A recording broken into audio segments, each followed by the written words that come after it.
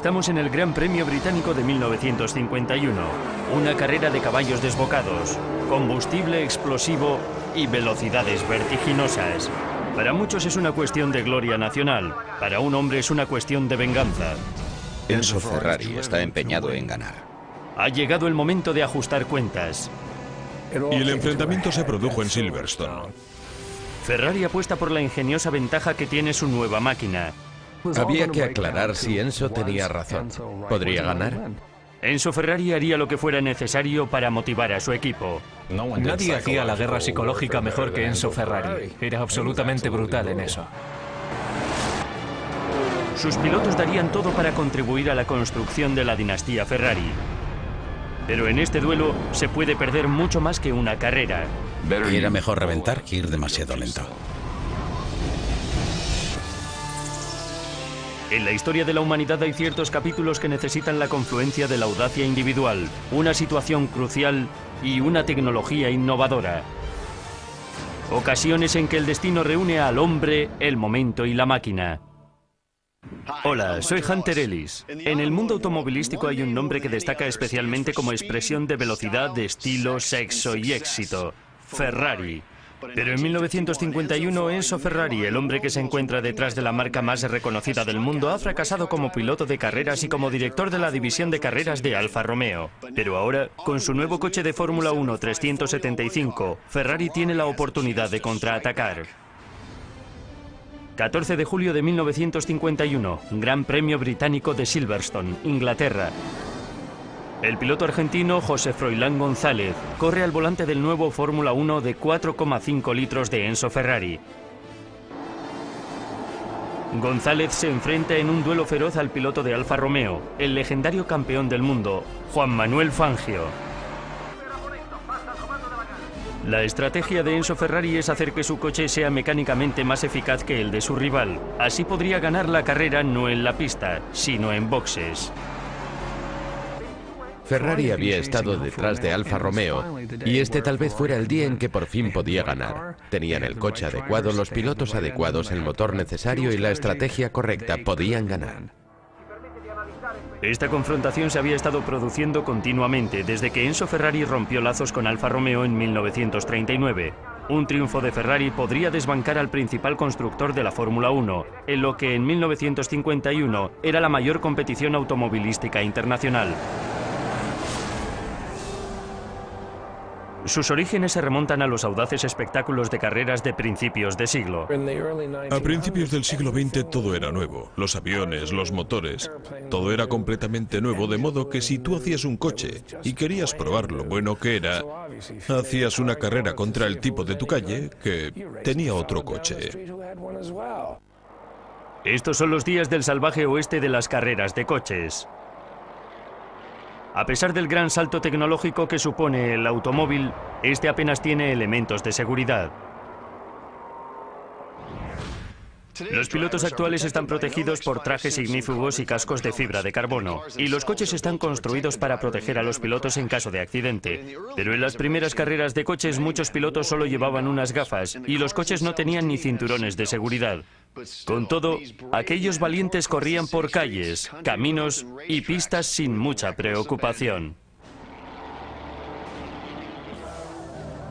Pilotos como Ascari, Moss, Fangio y el gran Tasio Nuvolari arriesgaban sus vidas cada vez que se ponían al volante. Aquello era una cuestión de narices. Eran hombres duros, eran unos puristas y Ferrari era muy purista. Las carreras no tenían nada que ver con la seguridad. El automovilismo era un deporte peligroso en el que la gente muere, y así es como son las cosas. Ferrari también es de los que arriesga. En 1920, a los 22 años, empieza a correr para Alfa Romeo. Pronto dirige la división de carreras y forma un buen equipo de pilotos. Los organizadores de carreras europeos acabaron estableciendo una serie de normas que limitaban la cilindrada de los motores y la longitud de las pistas, al que llamaron Gran Premio. Pero las normas afectaron más a los espectadores y a la deportividad que a la seguridad de los pilotos. Había algo de romanticismo asociado al peligro. Y en lo que a mí respecta, una especie de elemento heroico. Era una actividad exigente e implacable. Muchos aparecían allí después de haber pasado la noche en el bar. Y la mayoría de los que quisieron abarcar mucho murieron pronto.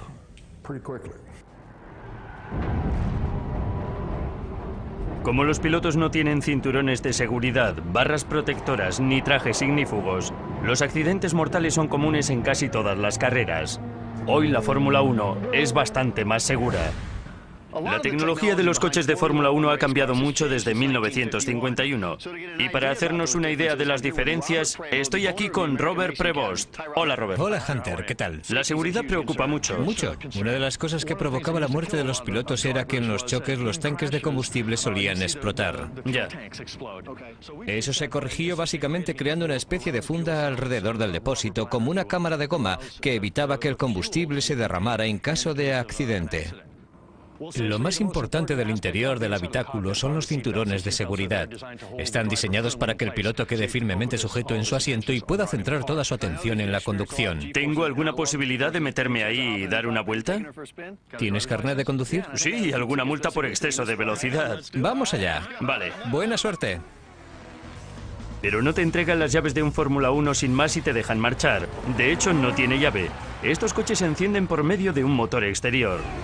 Y por supuesto, antes de sacar uno de estos a la pista, tienes que hacer un curso de conducción en la academia. Para empezar, quiero daros la bienvenida oficial a la Academia de Pilotos. Muy bien. Preparado. He empezado el día en un Fórmula 2000, que es la antesala de la Fórmula 1, y que tiene una quinta parte de la potencia de su hermano mayor. Muy bien, buen trabajo. Y aún así, se pone de 0 a 100 en 4 segundos y alcanza una velocidad máxima de 230 km por hora. Usa todos los sentidos, pon atención, fíjate dónde miras y lo que sientes. Percibe lo que los pies y las manos están haciendo y todo eso. Creo que en la Armada te habrán enseñado esas cosas, ¿no? Sí, tengo que sentirme cómodo. Cuando me he montado en el Fórmula 1, me he dado cuenta de que sería un reto completamente nuevo. Y así es. Conducir este coche exige una concentración total. Y la aceleración puede echarte hacia atrás como si estuvieras en un jet a la hora de despegar de un portaaviones. El motor de un Fórmula 1 actual gira a 18.000 revoluciones por minuto y puede desarrollar una potencia de 1.000 caballos, lo que es casi el doble de un Fórmula 1 de la década de 1950 y suficiente como para poner el coche a más de 320 km por hora.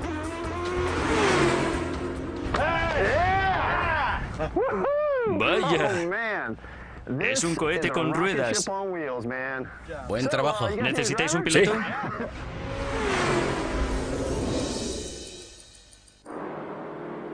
Para los 50, la popularidad del Gran Premio lo había convertido en una competición internacional intensa y muy costosa. En aquellos días los alemanes defendían su orgullo nacional y el nacionalismo italiano no se quedaba atrás. Así que el piloto sufría una presión enorme porque representaba a su país. Era como en los Juegos Olímpicos. Hasta las Olimpiadas palidecen en comparación con la competición que empezó en 1938, cuando Alfa Romeo degradó a Enzo Ferrari de director de la división de carreras a un puesto de dirección más bajo. La degradación hizo salir a Ferrari de allí lleno de resentimiento.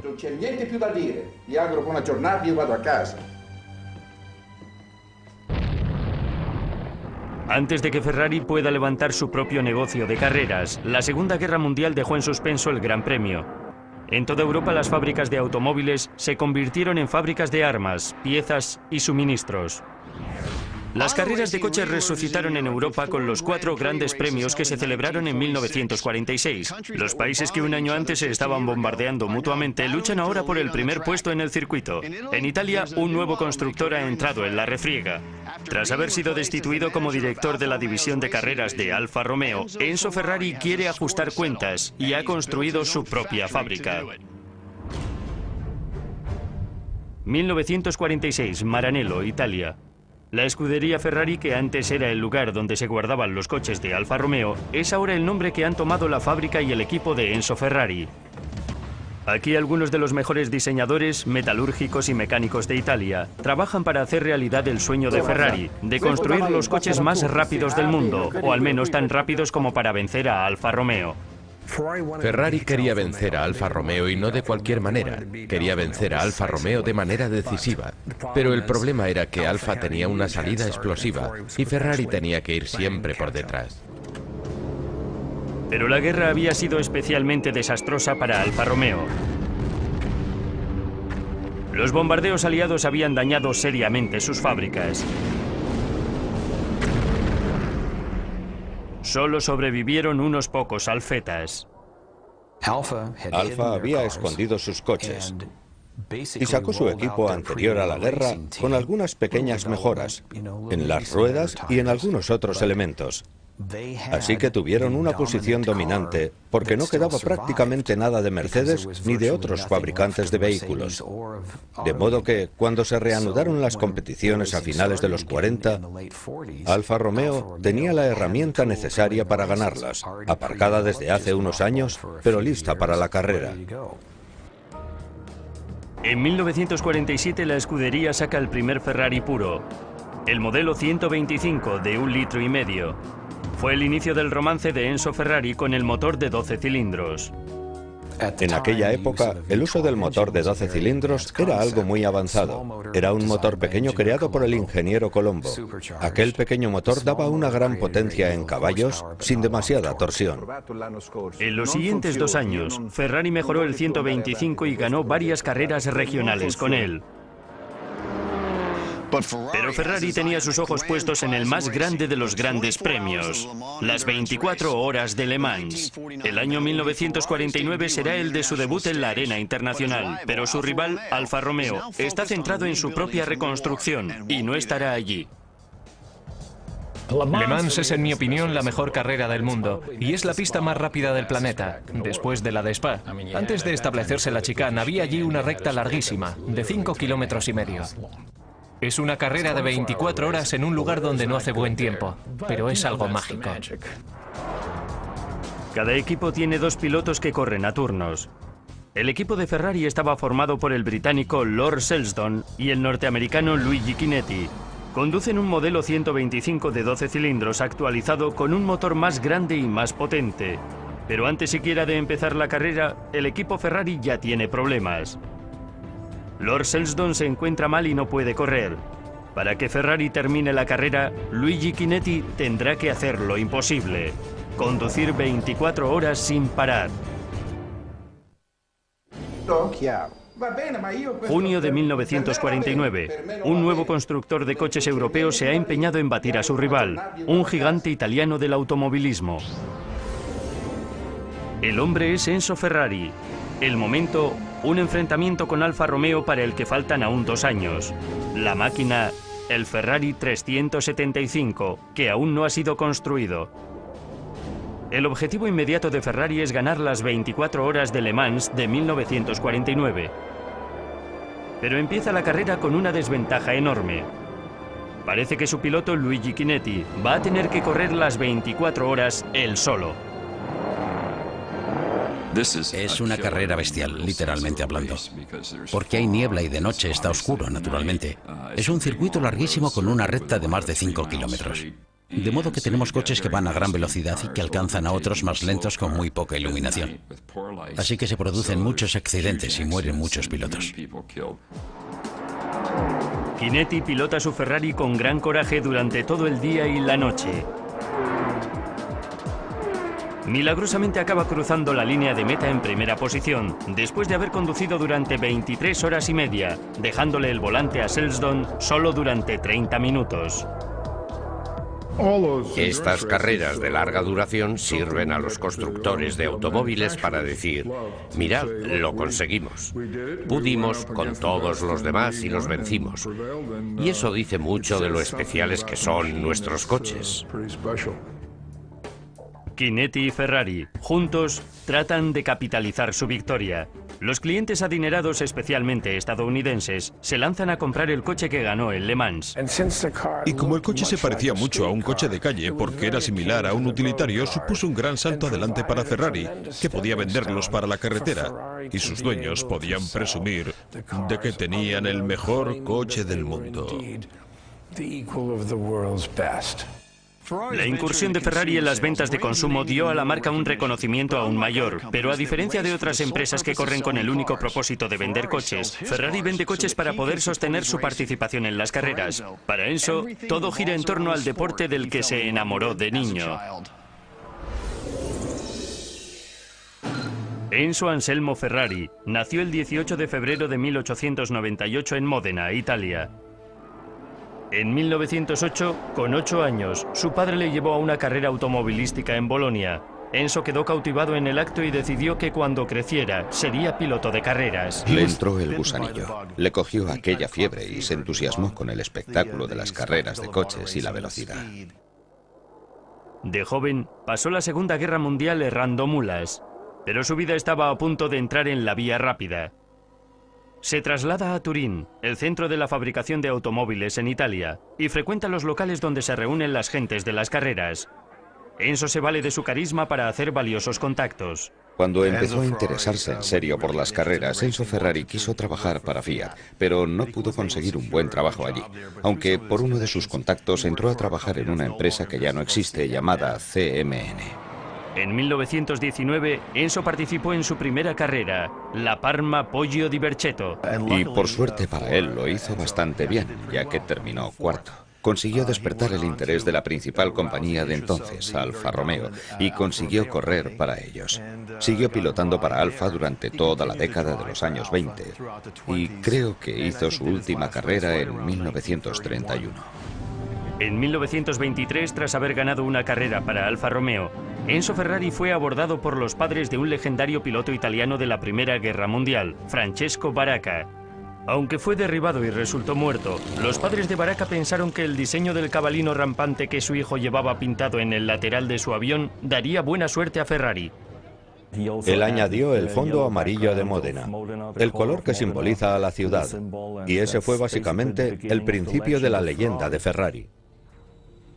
La carrera de piloto de Enzo fue moderadamente bien, hasta que un día no se presentó a una carrera importante. Algunos especularon con que tuvo un ataque de nervios, otros creían que fue una enfermedad. Fuera lo que fuera, Enzo Ferrari nunca volvería a competir como piloto en el circuito internacional. Yo creo que se vio sobrepasado y abrumado.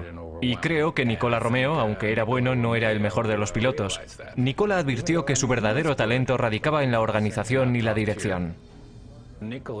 Era bueno precisamente en eso. Tenía un talento especial para elegir a la gente adecuada para cada tarea. Y tenía también un extraño talento para estar en el lugar preciso en el momento preciso. La confianza y habilidad comercial de Ferrari le permitió sustraer a sus competidores a los mejores ingenieros automovilísticos de Italia. A lo largo de los años, reclutó a los más brillantes diseñadores, como Vittorio Jano, Gioacchino Colombo y Aurelio Lampredi. Era un genio del marketing y la dirección. Tenía talento para reconocer a la gente que tenía habilidades mecánicas, y no eran necesariamente graduados universitarios. Gran parte de las mejoras de esos coches las hicieron artesanos, en los que él vio un talento genial para la mecánica. A los 31 años, Ferrari monta una empresa cooperativa con Alfa Romeo y un grupo de adinerados entusiastas del motor. En 1929 abre las puertas de la escudería Ferrari en Módena, su ciudad natal. Aquí prepara los coches de Alfa Romeo para la competición. Era maquiavélico y capaz de hacer lo que fuera necesario para conseguir lo que quería, pero tenía el talento para saber lo que necesitaba y cómo hacerlo. Ese era su genio, y eso fue lo que creó la leyenda. En 1932, la mujer de Ferrari, Laura, dio a luz a su primer hijo, Dino. Enzo tuvo también un segundo hijo, Piero, fuera del matrimonio, y llevó una doble vida con su amante, Lina Lardi. Los mejores paparazzis del mundo están en Italia e Inglaterra, y estoy seguro de que estarían siempre siguiéndole. Y le decían que ellos eran la prensa y que tenía que responderles. Enzo Ferrari no les hacía caso. Les decía que no era asunto suyo que le preguntaran por las carreras. Ferrari exige la perfección y un compromiso total de parte de sus empleados y recurre a tácticas severas para motivar a sus trabajadores. Non è possibile essere pronto in una settimana, non è possibile. Però non avete capito, io questo lavoro lo voglio terminato per sabato. Ma solo non ci sono, no, non ci sono scuse. Voglio che questo lavoro venga fatto per sabato. Io questa gara la voglio vincere. Se no me la faccio fare da Francesco, saresti in grado di farlo? Ce la fai o non ce la fai? ¿Okay? Nadie hacía la guerra psicológica mejor que Enzo Ferrari, y era absolutamente brutal practicando todo tipo de juegos psicológicos. Aunque ya hubiera bastante presión, le gustaba presionar más para hacerlos avanzar. En su primer año la escudería Ferrari compitió en 22 carreras y obtuvo 8 victorias para Alfa Romeo. Ferrari era conocido no solo por enfrentar a sus pilotos con los de la competencia, sino por enfrentarlos también unos a otros. Habiendo sido piloto él mismo, Enzo, en su primera época, sabía bastante bien cuáles eran las motivaciones que podían funcionar con sus pilotos. Y si tenía posibilidades de exprimir de ellos hasta la última gota, le encantaba hacerlo. Roberto, bello, non va bene così, ok? Ce la devi mettere tutta. No, ce la devi mettere tutta, bello mio. Ok, no, devi dare più gas, io questa gara la voglio vincere. Siempre exigía el máximo a sus pilotos, hasta el límite. Era mejor reventar que ir demasiado lento. Algunos pilotos pasaron la prueba y otros no. Y algunos de ellos murieron.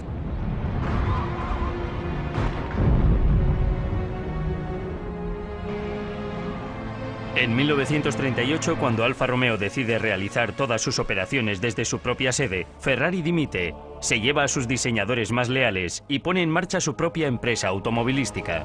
Se moría de ganas de empezar a correr bajo su propio nombre, pero había firmado un contrato de no competencia que le prohibía usar la marca del cabalino rampante o el nombre de Ferrari en nada relacionado con las carreras de coches en un periodo de 4 o 5 años.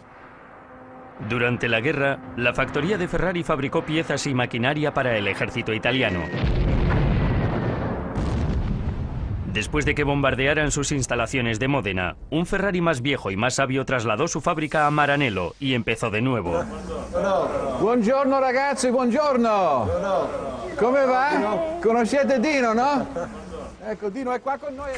Ferrari no tenía nada. Estaba empezando de cero, pero tenía la ventaja que le daba la experiencia de haber dirigido la escudería Ferrari y conservaba sus contactos, y tenía a Colombo, que regresó con él para trabajar juntos en la construcción de un coche nuevo que le permitiera enfrentarse y batir a su rival Alfa Romeo. Arrivederci allora, buon lavoro. Para 1949, tras su victoria en las 24 horas de Le Mans, Ferrari ha ganado mucho ímpetu. El Gran Premio de Mónaco de 1950 es su siguiente oportunidad para ajustar cuentas con Alfa Romeo y lograr el reconocimiento que necesita para levantar su propio negocio. Cuando llegaron a Mónaco en 1950, Alfa era el gigante. Ferrari es el matagigantes. Aspira a vencer a Alfa en Mónaco. Si ganas en Mónaco, todo el mundo lo recordará siempre. En 1950, la competición del Gran Premio establece una nueva serie de reglas que reciben el nuevo nombre de Fórmula 1. Las nuevas normas limitan los coches a motores de 1,5 litros sobrealimentados y motores normales de aspiración de 4,5 litros. En Mónaco, Ferrari va a utilizar 3 modelos 125 con el mismo motor que los Alfa Romeo. Tanto el Alfa 158 como el Ferrari 125 son sobrealimentados, y la sobrealimentación es parecida al turbo. En esencia, tienes una bomba que empuja una enorme cantidad de aire al motor. Cuanta más gasolina y aire puedas meter al motor, más potencia le darás. El 21 de mayo de 1950, las calles de Mónaco están repletas de aficionados y famosos. Al mediodía, la bandera da la salida y el principal piloto de Ferrari, Alberto Ascari, sale disparado hacia la cabeza de la carrera. Parece que hoy será el día de la venganza de Ferrari.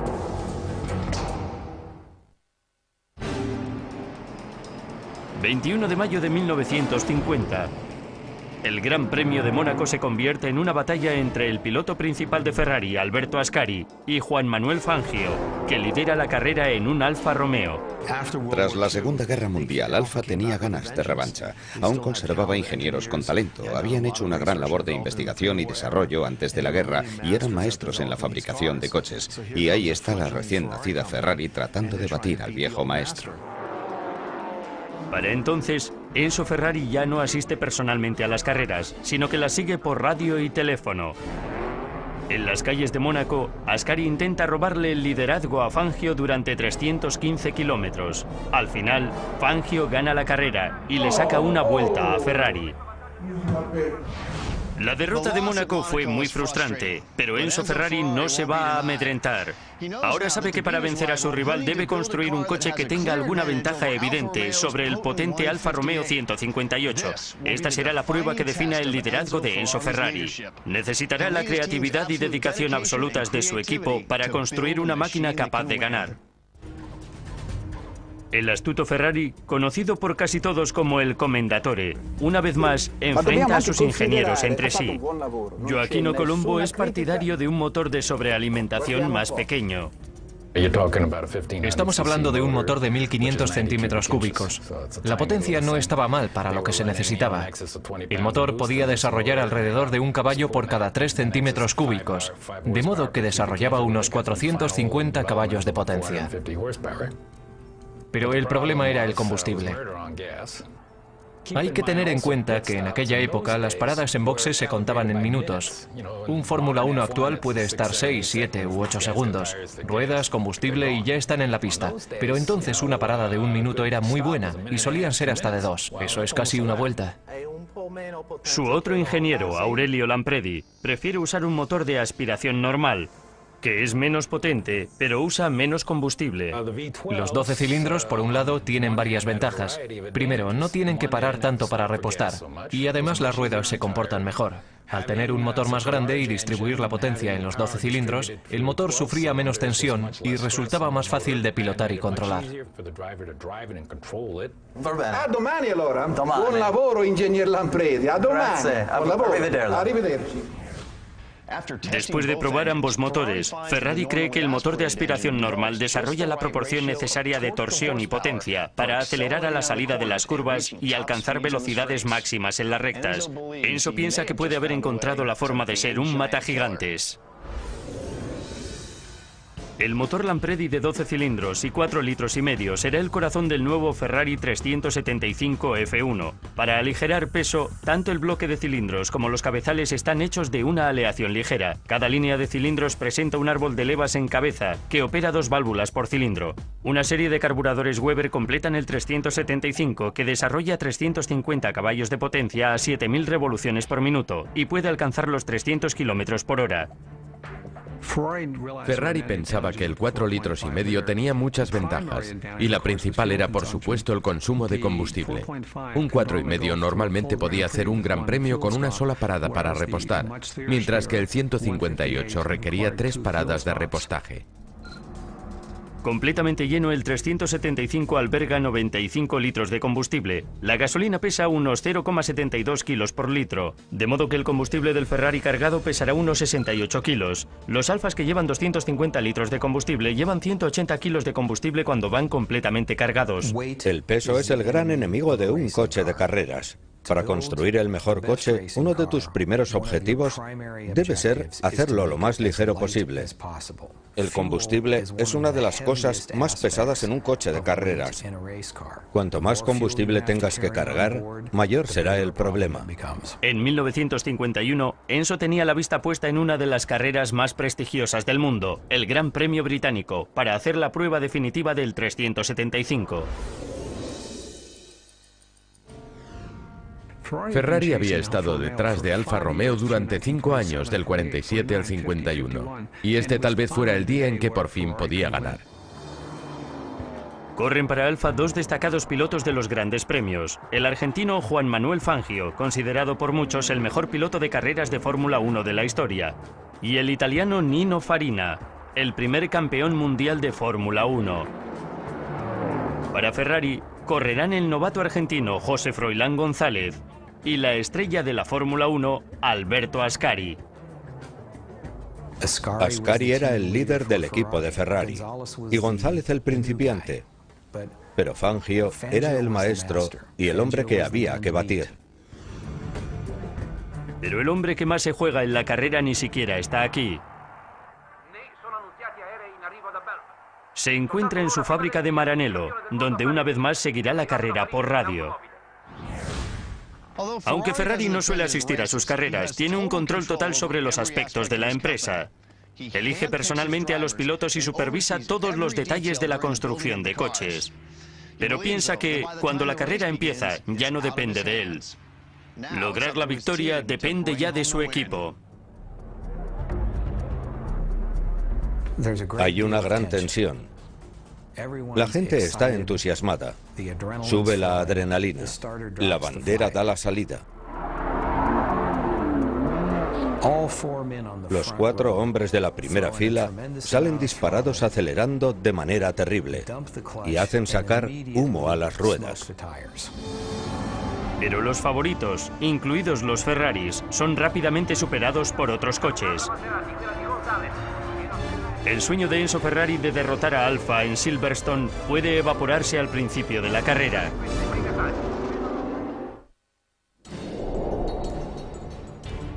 ...14 de julio de 1951, Silverstone, Inglaterra.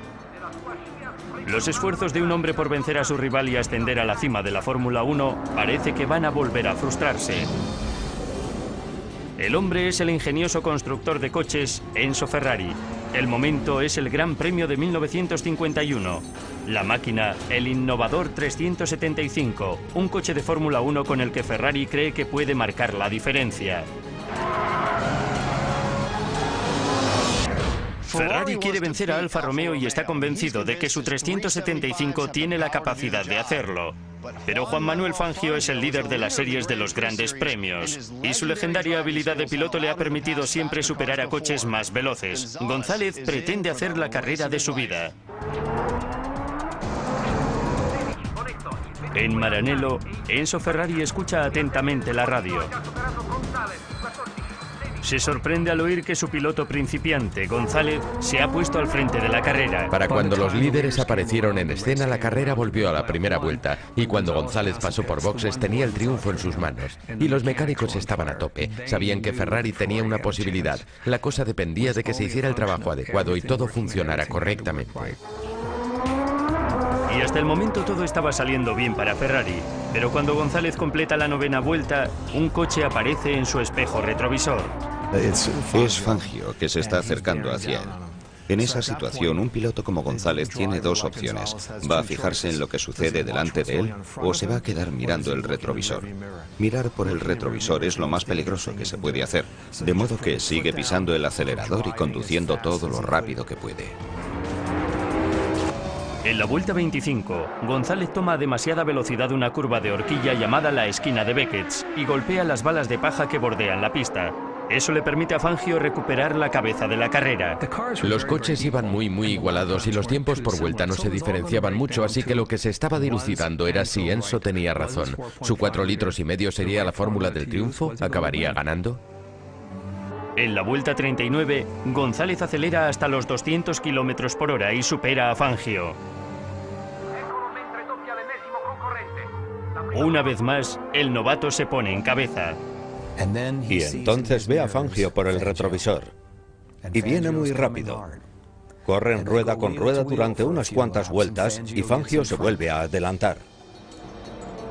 Los 2 coches tenían que parar para repostar. Ferrari apuesta que si González puede repostar más rápidamente que Fangio, puede recuperar el tiempo que necesita para ganar. En la vuelta 48, Fangio se detiene a repostar, lo que lleva 49 segundos. González continúa y consigue 36 segundos de ventaja con respecto a Fangio antes de que este deje los boxes. Dobbiamo per la corsa! Pronto, pronto! Ma è destino che il mancato dalla prima prova in duello Ascari Fangio. Para cuando González se detiene a repostar 13 vueltas después, le lleva casi 1 minuto y medio de ventaja a Fangio. El momento decisivo de la carrera de Silverstone fue claramente cuando González hizo su parada en boxes. Fue capaz de cambiar las 4 ruedas, cargar gasolina y salir en solo 25 segundos, lo cual fue una marca fenomenal para aquella época.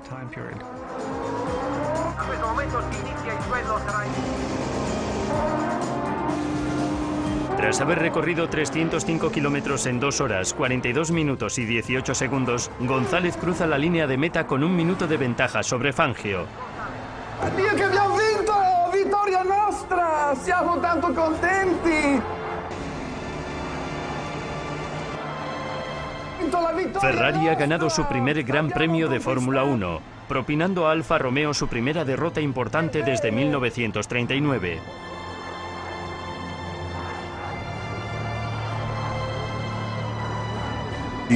Tenemos a uno de los pilotos más jóvenes del circuito de los grandes premios, Froilán González, que acaba obteniendo su primera victoria importante. Pero también a una nueva compañía llamada Ferrari, que después de 30 años acaba batiéndolos en su propio juego. Y de una manera muy emocionada, Ferrari exclamó: "He matado a mi madre". Creo que se sintió mal. Alfa Romeo lo había sacado de la nada y de algún modo le había hecho lo que era. Le había dado una gran oportunidad. Pienso que él siempre apreció aquello. El 375 se portó como Ferrari había planeado. El peso más ligero del coche y su mayor eficacia en el consumo de combustible resultó ser la fórmula ganadora. La victoria de Silverstone catapultó a Ferrari a la supremacía de la Fórmula 1 y dejó a Alfa Romeo atascada en boxes de manera casi permanente. Desde aquel momento, los coches de carreras de Ferrari dominaron el panorama en casi todas las modalidades. Han vencido a Alfa Romeo y, en consecuencia, estos analizan su situación y llegan a la conclusión de que no pueden desarrollar un coche nuevo y se retiran, dejando a Ferrari la posición dominante en la Fórmula 1. Mientras la casa Ferrari triunfa en la primera mitad de los 50, el destino asestará a Enzo una serie de duros golpes que estarán a punto de hundirlo.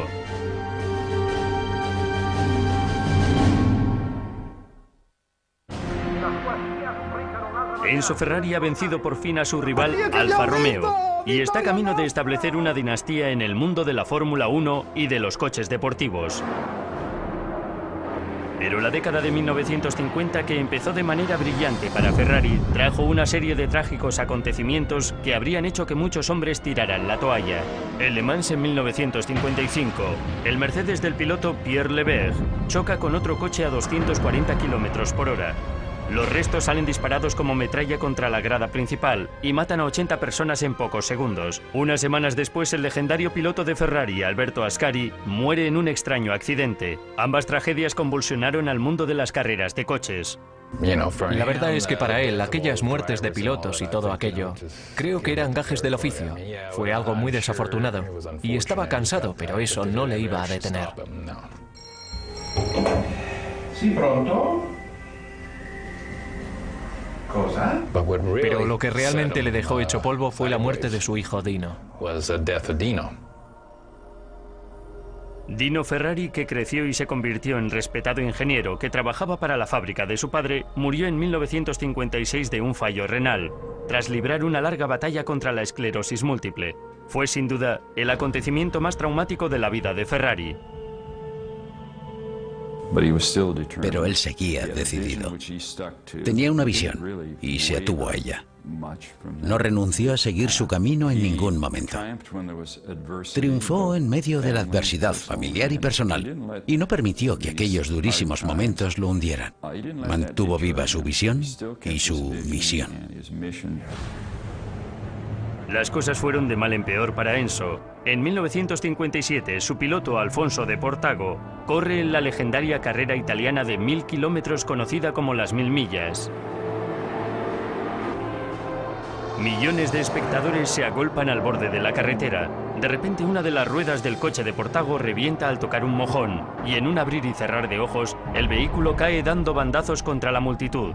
Murieron él y otras 11 personas, incluidos 5 niños. Necesitado de una cabeza de turco, el gobierno italiano culpa al neumático del coche deportado. Y Enzo Ferrari es acusado de homicidio involuntario. Aquello no tenía ningún sentido. Era frecuente que murieran espectadores. Cuando se celebraba una carrera de coches en una ciudad, la gente se solía agolpar en las carreteras. Son carreteras mal asfaltadas, y aquel día el coche se le fue y se llevó con él a unos cuantos. Fue un baño de sangre. Signore Ferrari, buongiorno. Comandatore. Una domanda, por favor. Tras una investigación y 4 años de disputas legales, se retiraron los cargos. Y la relación de amor-odio de los italianos con Enzo Ferrari siguió adelante.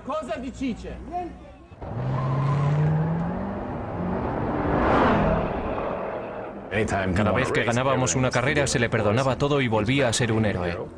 Era más importante que el gobierno, más que todos los políticos y los demás hombres públicos. Después del Papa, era el número 1 en Italia, y le gustaba hacerlo saber. En Italia, Enzo Ferrari era, y aún es, un dios. Desde su primera victoria en Silverstone, Ferrari no ha obtenido siempre la primera posición. Pero en conjunto, con 14 victorias en el campeonato de constructores y récords en todas las categorías, es el equipo más ganador. Ferrari también gana de otra manera. Sus coches se han convertido en iconos y el cabalino rampante es el logo automovilístico más conocido y reconocido del mundo. Hoy en día, algunos de sus modelos más apreciados, como este 250 GTO de 1962, se venden hasta por 11 millones de euros. El coleccionista Scott Thomas me deja probar uno de estos coches.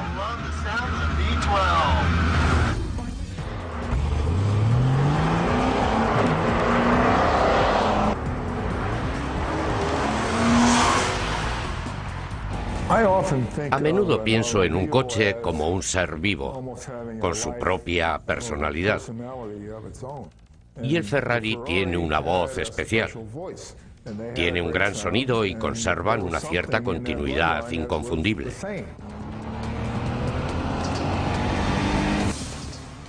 Es muy sencillo. En una palabra, es pasión. Cuando te montas ahí, estás en un lugar especial. Son coches construidos por gente que ama los coches. Y a la gente le encanta Ferrari.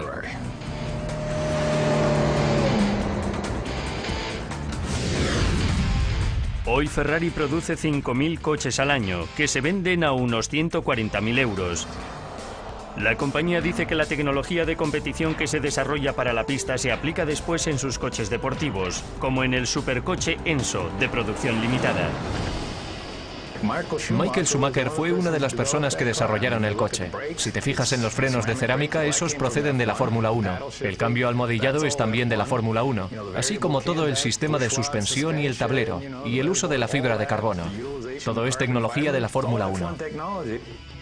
Con una aceleración de 0 a 100 en 3,3 segundos y una velocidad máxima de 350 km por hora, James Dilorio, que es propietario de un Enzo, piensa que es más coche de lo que mucha gente puede manejar. El problema es que es un coche de carreras. Ha vuelto a la tecnología de la Fórmula 1. El Enzo es más rápido que tú mismo. Si no estás a la altura, no sabes lo que el coche está haciendo realmente. Puedes tener problemas muy fácilmente. Mucho después de su muerte en 1988, a la edad de 90 años, el nombre de Enzo Ferrari y sus logros son aún motivo de orgullo para muchos italianos. Creo que el legado de Ferrari puede resumirse bastante bien en esos bólidos de sangre roja que rugen en los circuitos.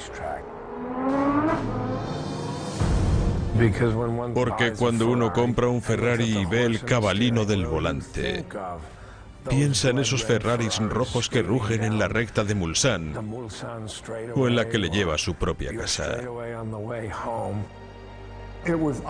Era evidente que tenía una pasión enorme por las carreras y por sus productos y su posición en el mundo del automovilismo.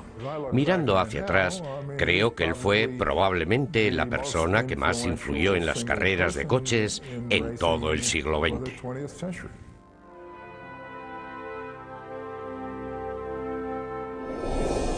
Cuando Enzo Ferrari ganó el Gran Premio Británico de 1951, se produjo un hito en el mundo automovilístico.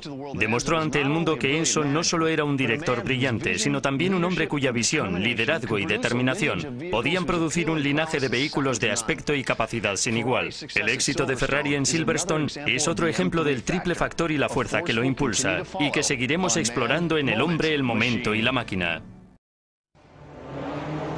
Estamos en el Gran Premio Británico de 1951, una carrera de caballos desbocados, combustible explosivo y velocidades vertiginosas.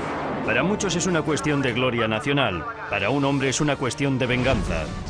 Enzo Ferrari está empeñado en ganar. Ha llegado el momento de ajustar cuentas.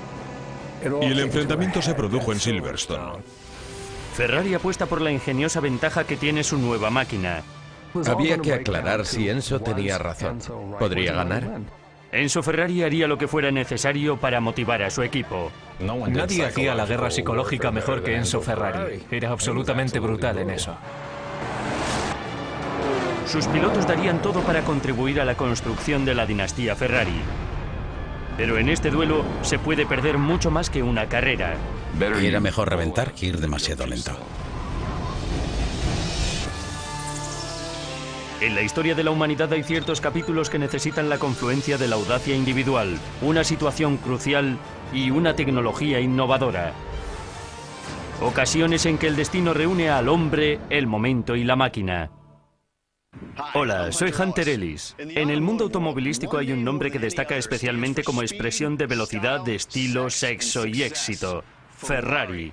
Pero en 1951, Enzo Ferrari, el hombre que se encuentra detrás de la marca más reconocida del mundo, ha fracasado como piloto de carreras y como director de la división de carreras de Alfa Romeo. Pero ahora, con su nuevo coche de Fórmula 1 375, Ferrari tiene la oportunidad de contraatacar. 14 de julio de 1951, Gran Premio Británico de Silverstone, Inglaterra. El piloto argentino José Froilán González corre al volante del nuevo Fórmula 1 de 4,5 litros de Enzo Ferrari. González se enfrenta en un duelo feroz al piloto de Alfa Romeo, el legendario campeón del mundo, Juan Manuel Fangio. La estrategia de Enzo Ferrari es hacer que su coche sea mecánicamente más eficaz que el de su rival. Así podría ganar la carrera no en la pista, sino en boxes.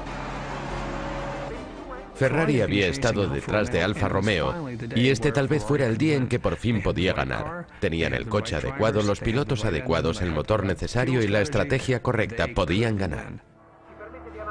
Esta confrontación se había estado produciendo continuamente desde que Enzo Ferrari rompió lazos con Alfa Romeo en 1939. Un triunfo de Ferrari podría desbancar al principal constructor de la Fórmula 1, en lo que en 1951 era la mayor competición automovilística internacional. Sus orígenes se remontan a los audaces espectáculos de carreras de principios de siglo. A principios del siglo XX todo era nuevo. Los aviones, los motores, todo era completamente nuevo, de modo que si tú hacías un coche y querías probar lo bueno que era, hacías una carrera contra el tipo de tu calle que tenía otro coche. Estos son los días del salvaje oeste de las carreras de coches.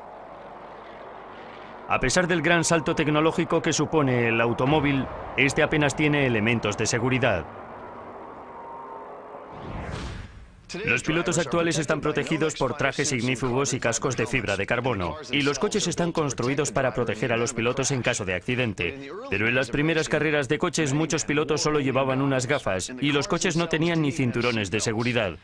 Con todo, aquellos valientes corrían por calles, caminos y pistas sin mucha preocupación. Pilotos como Ascari, Moss, Fangio y el gran Tasio Nuvolari arriesgaban sus vidas cada vez que se ponían al volante. Aquello era una cuestión de narices. Eran hombres duros, eran unos puristas y Ferrari era muy purista. Las carreras no tenían nada que ver con la seguridad. El automovilismo era un deporte peligroso en el que la gente muere, y así es como son las cosas.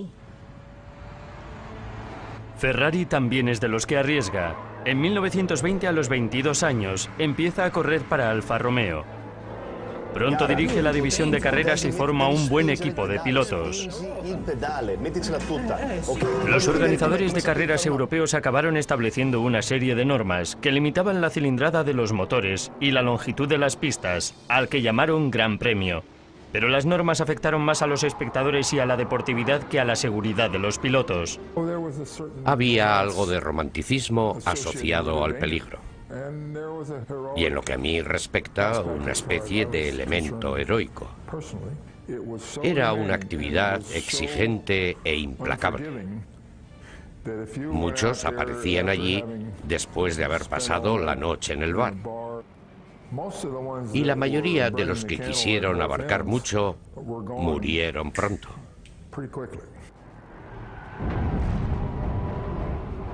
Como los pilotos no tienen cinturones de seguridad, barras protectoras ni trajes ignífugos, los accidentes mortales son comunes en casi todas las carreras. Hoy la Fórmula 1 es bastante más segura. La tecnología de los coches de Fórmula 1 ha cambiado mucho desde 1951. Y para hacernos una idea de las diferencias, estoy aquí con Robert Prevost. Hola, Robert. Hola, Hunter. ¿Qué tal? La seguridad preocupa mucho. Mucho. Una de las cosas que provocaba la muerte de los pilotos era que en los choques los tanques de combustible solían explotar. Ya. Eso se corrigió básicamente creando una especie de funda alrededor del depósito, como una cámara de goma que evitaba que el combustible se derramara en caso de accidente. Lo más importante del interior del habitáculo son los cinturones de seguridad. Están diseñados para que el piloto quede firmemente sujeto en su asiento y pueda centrar toda su atención en la conducción. ¿Tengo alguna posibilidad de meterme ahí y dar una vuelta? ¿Tienes carnet de conducir? Sí, alguna multa por exceso de velocidad. Vamos allá. Vale. Buena suerte. Pero no te entregan las llaves de un Fórmula 1 sin más y te dejan marchar. De hecho, no tiene llave. Estos coches se encienden por medio de un motor exterior. Y por supuesto, antes de sacar uno de estos a la pista, tienes que hacer un curso de conducción en la academia. Para empezar, quiero daros la bienvenida oficial a la Academia de Pilotos. Muy bien. Preparado. He empezado el día en un Fórmula 2000, que es la antesala de la Fórmula 1, y que tiene una quinta parte de la potencia de su hermano mayor. Muy bien, buen trabajo. Y aún así, se pone de 0 a 100 en 4 segundos y alcanza una velocidad máxima de 230 km por hora. Usa todos los sentidos, pon atención, fíjate dónde miras y lo que sientes. Percibe lo que los pies y las manos están haciendo y todo eso. Creo que en la Armada te habrán enseñado esas cosas, ¿no? Sí, tengo que sentirme cómodo. Cuando me he montado en el Fórmula 1, me he dado cuenta de que sería un reto completamente nuevo. Y así es. Conducir este coche exige una concentración total. Y la aceleración puede echarte hacia atrás como si estuvieras en un jet a la hora de despegar de un portaaviones. El motor de un Fórmula 1 actual gira a 18.000 revoluciones por minuto y puede desarrollar una potencia de 1.000 caballos, lo que es casi el doble de un Fórmula 1 de la década de 1950 y suficiente como para poner el coche a más de 320 km por hora.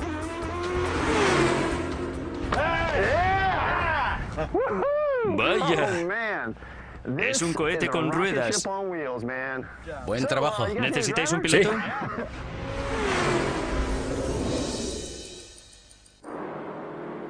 Para los 50, la popularidad del Gran Premio lo había convertido en una competición internacional intensa y muy costosa.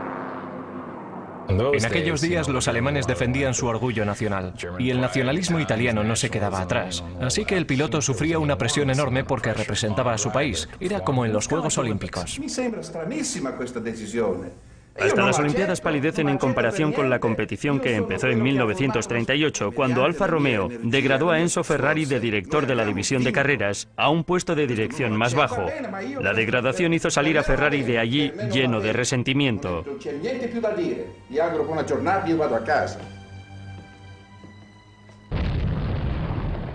Antes de que Ferrari pueda levantar su propio negocio de carreras, la Segunda Guerra Mundial dejó en suspenso el Gran Premio.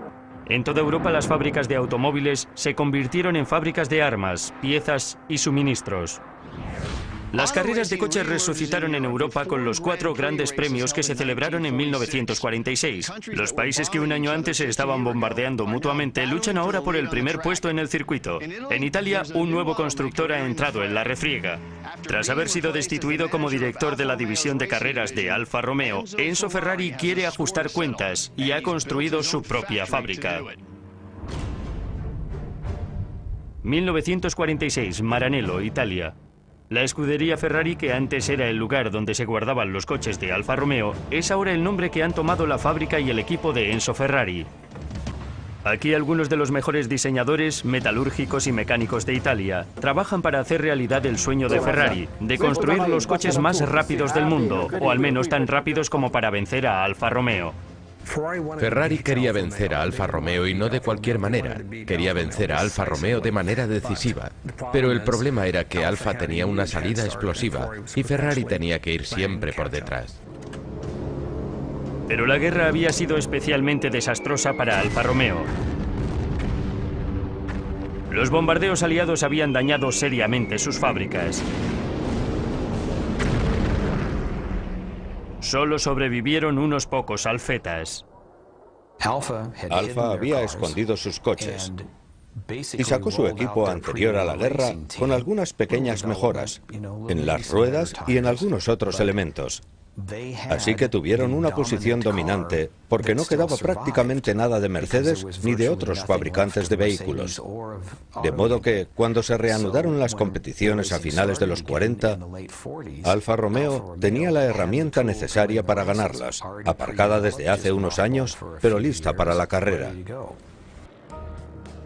En 1947 la escudería saca el primer Ferrari puro, el modelo 125 de 1,5 litros. Fue el inicio del romance de Enzo Ferrari con el motor de 12 cilindros. En aquella época, el uso del motor de 12 cilindros era algo muy avanzado.